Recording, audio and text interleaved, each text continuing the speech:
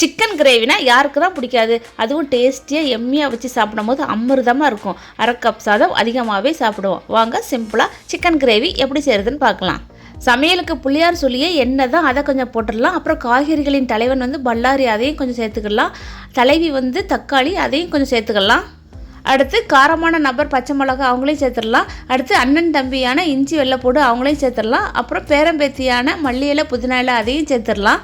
அப்புறமா இந்த ரெசிபிக்கான hero chicken, அந்த சிக்கனையும் சேர்த்துடலாம். ஹீரோ இல்லாமல் எதுவுமே நடக்குமா? ஹீரோ இருந்தால் தான் டேஸ்ட்டே. நான் சிக்கனை தான் குறிப்பிட்டு சொல்கிறேன். சிக்கன் சொல்லும் போதே நாக்கில் எச்சி ஊறுதலாம் ஃப்ரெண்ட்ஸ். சிக்கன் கூட மல்லித்தூள், மிளகாய்த்தூள், கறி மசாலா தூள். சரி, சிக்கனுக்கு மேக்கப்லாம் போட்டு கொஞ்சமாக தண்ணி தெளித்து ஒரு 20 நிமிஷம் குக் பண்ணி எடுத்துடலாம். 20 நிமிஷம் கழித்து பார்த்தா எம்மியான சிக்கன் கிரேவி ரெடி.